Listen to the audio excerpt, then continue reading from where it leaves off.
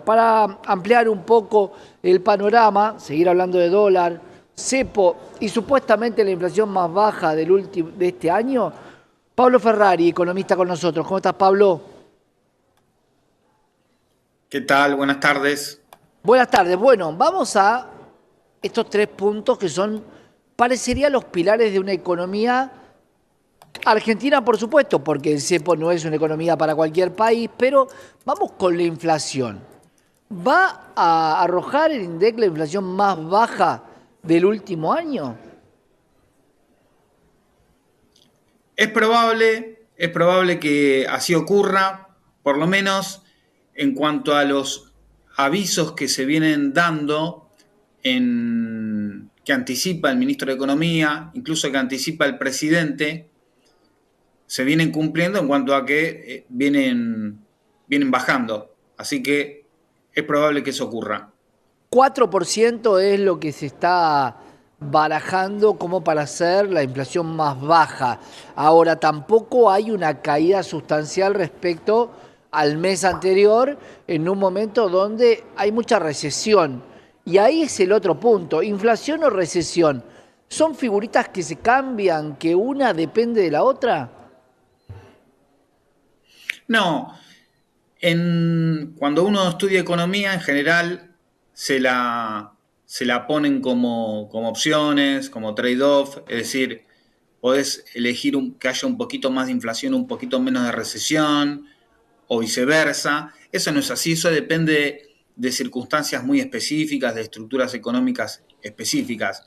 En este caso, me parece que lo que se está observando es que la inflación es la variable objetivo, la variable independiente, es decir, la que se está eligiendo, por decir de alguna manera, disminuir, y la variable dependiente, las consecuencias es la recesión.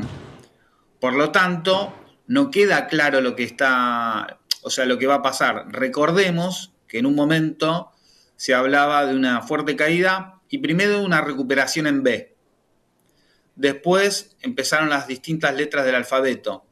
Se pasó por la pipa, símbolo de una reconocida marca deportiva, y en realidad lo que vemos hasta ahora es que no hay recuperación, sino caída. Eso en parte, como había dicho el presidente, como también había anunciado el ministro de Economía, es lo que permite circunstancialmente y en gran medida una disminución de precios porque no se pueden convalidar. Ahora, Pablo, si nosotros estamos hablando de que constantemente hay una baja en el tipo de cambio, hablamos sobre todo del dólar informal, esto tiene que ver con mucha gente que está necesitando pesos y se está secando la plaza y hay un dólar cada vez menor. La pregunta es, ¿este dólar cuando dispare no va a impactar sobre inflación o por qué no dispararía? Porque no hay más pesos en la economía y si no hay más pesos en la economía, hay cero consumo. Exacto. Por eso me parece que es importante no ser unilateral en cuanto a el tema inflación. Como efectivamente uno relaciona, digo, viniendo de la propia campaña electoral del año pasado, que la inflación genera que los precios suban más de lo que sube el salario, por lo tanto se disminuye el salario real, uno focaliza en la inflación todos los males habidos y por haber del planeta y de la galaxia incluso. Ahora, cuando uno observa lo que está ocurriendo ahora, subió 25,5 en diciembre, destruyó los salarios y viene disminuyendo, digamos, ¿no? No quiere decir que, o sea, se viene desacelerando, no quiere decir que no haya inflación o que baje, a veces como se transmiten ciertos mensajes. La semana pasada, disculpa que me corro un segundito para los salarios, se decía, entre este año los salarios subieron, ¿no? Utilizando los índices de salarios y como deflactor el IPC. Ahora, si uno ve de enero a mayo es una cosa, efectivamente ve una suba. Si uno se va a diciembre, prácticamente está neutro. Pero la base correcta para medir la era Milei es noviembre de 2023, que son sus condiciones iniciales. Cuando uno ve el promedio de salarios, se derrumbaron 12,4. Esto está impactando en compras, esto está impactando en inversión porque hay utilización de la capacidad instalada ociosa. Por lo tanto, lo que vos decías, ¿puede haber 0 pesos? 0 pesos no, pero efectivamente se está contrayendo la economía. No obstante esto, para ver el tema de el tipo de cambio, uno tiene que ver que en última instancia, si bien está modulado por distintas variables, el tipo de cambio termina reflejando la productividad relativa de una economía respecto a otra. El dólar es más caro que el peso, es decir, uno necesita varios pesos para comprar un dólar, Ujú. porque la economía estadounidense es más productiva que la argentina. Es decir, no va a venir una situación en la cual, por ejemplo, si el presidente, el equipo económico sigue con esta política, un peso sea equivalente a un dólar. Eso implicaría una Argentina de unas 100 personas que rodeen a Vaca Muerta, se exporte, al ser 100 personas se consuman pocos dólares, y ese sería el país, digamos, que viene con esta política económica. De hecho, el énfasis Pero estás de... planteando, entonces estás planteando un país netamente de exclusión para la gran mayoría.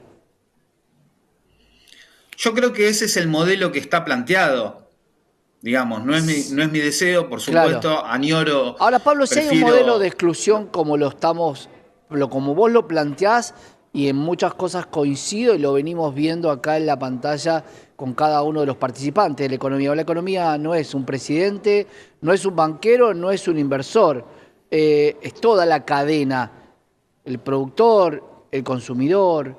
Digo, ¿por qué se fomentó este modelo si iba a dejar a tanta gente afuera? En términos de economía política y no de economía, digo esto porque a partir de un momento esta ciencia se empezó a llamar economía, y al quitarle el aditamento político, si uno lee Adam Smith, David Ricardo, se evaporan los conflictos de clase. Acá, en realidad, lo que hay un modelo económico que favorece solamente a pequeños sectores de la población. El RIGI probablemente sea el núcleo del modelo económico porque favorece a pocos holdings transnacionales locales y, en términos generales, favorece la inversión extranjera, que van a ser quienes usufructuen de los recursos naturales, y sabemos que a partir del cuarto año del RIGI acá no queda ni un dólar.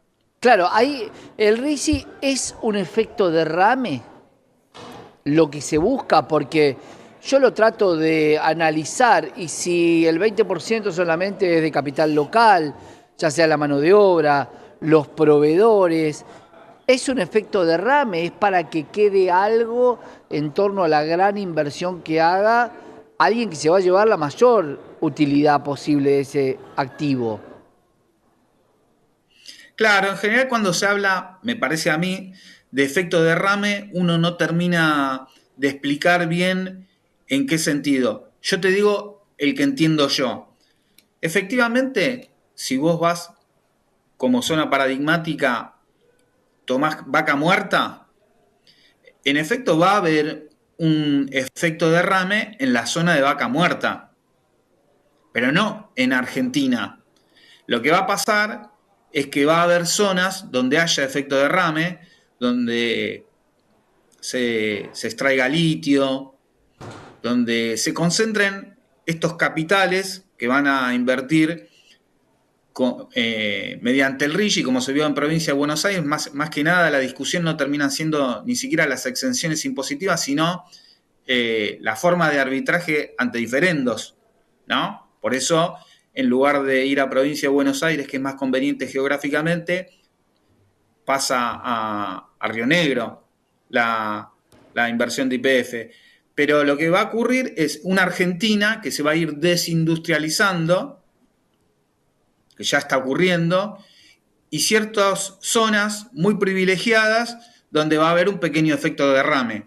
Los pobladores de esa zona, que van a ser minoritarios con respecto a la población total argentina, seguramente estén contentos, puedan tener un empleo, en algunos casos un salario mayor que el actual, pero para la gran mayoría de la población no va a haber efecto derrame, sino un desmalezamiento de la industria Claro, y el comercio. pero sin embargo, Pablo, los tres pilares, cuando uno cuestiona levemente la marcha del plan económico, si es que hay un plan económico, muchos detractores dicen, claro, pero falta el blanqueo, falta el RIGI, falta que el Fondo Monetario nos dé el dinero.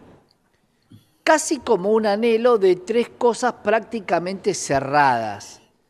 ¿Cómo vos ves esas tres pautas para el otro punto, que es sacar el cepo? Porque va a haber RIGI con cepo, o alguien que va a invertir acá, por más que tenga una exención a través de un régimen de incentivo, dice, pero estoy invirtiendo en un país donde mis dólares por fuera de esto no me los puedo llevar.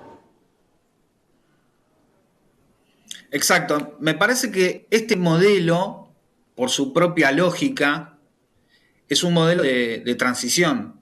Creo que la otra vez hablábamos hace una semana o dos de lo que ocurrió en la convertibilidad.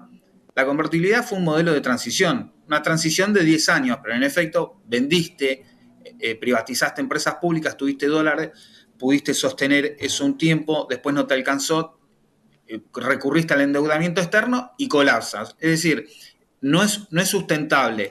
Me parece que lo que se está discutiendo ahora es cómo se hace desde la actualidad, que hay falta de reservas, una cantidad de compromisos que van a insumir dólares y una tensión cambiaria, cómo es esa transición hasta que esté un poco más definida Claro.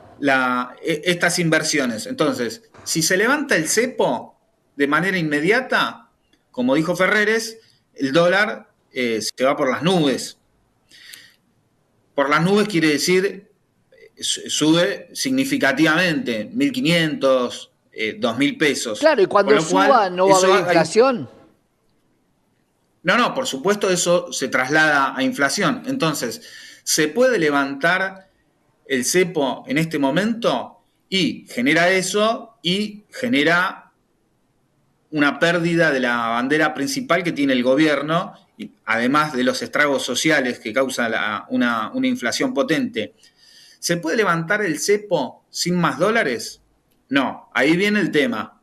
Entonces, me parece que lo que se está haciendo es bajar un poco y alinear los distintos tipos de cambio, todo a costa de recesión, todo a costa de desempleo,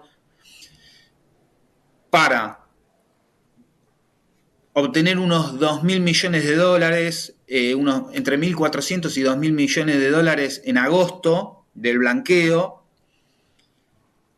algo del RIGI, aunque no estén todavía estas condiciones, porque se sabe que van a estar, y supongamos que se reglamenta en la primera quincena de agosto que entren otros 2.000 millones de dólares, con lo cual hay un puente de unos 4.000 millones de dólares, pero en algún momento, para que se puedan llevar las ganancias, el que invierte quiere llevarse ganancias, no va a tener que tener el cepo de la administración cambiaria, va a tener que poder llevarse sus dólares. Por lo tanto, cuando ocurra eso, y cuanto más grandes sean las inversiones, más grande va a tener que ser el préstamo, el endeudamiento que haga alguien que se pueda poner por encima de los actores corporativos, como por ejemplo los exportadores, no lo van a hacer porque no les conviene. Probablemente sea el FMI, independientemente si gana, ahora Biden no está más, bueno, Harris, Trump. ¿Por qué? Sobre todo después del tema elecciones en Venezuela, Milei se convirtió en la nave insignia de Estados Unidos en la región. Si Estados Unidos quiere sustentar esto, lo va a tener que ayudar y esa ayuda se llama dólares. Por eso Sí, me parece que es independiente de las presidencias, independiente de las relaciones interpersonales. Hay burocracia en el FMI, acá hay burocracia, hay gente que claro, porque no se lleva bien. además, Pablo, lo que va a abogar el gobierno es, ya me los prestaste y yo no los tomé inicialmente. Dame lo que me hubiera correspondido del préstamo original. Yo una parte no la tomé. Hasta ese límite yo creo que el Fondo Monetario puede llegar a extenderse, entendiendo que es un gobierno que le hace los deberes al fondo. Pero no lo digo de una forma despectiva, sino lo digo directamente como una forma de mantener algunas de las metas que se incumplían dentro del cumplimiento. Pablo, vamos a seguir charlando seguramente. Bueno, muchas gracias. Un gran abrazo, Pablo Ferrari, economista, hablando un poco de lo que es la situación de la inflación, la más baja seguramente de este último año, del cepo, del dólar, del RIGI y de todo lo que está hoy sobre la mesa para poder resolverse. Que ahora tenemos más información.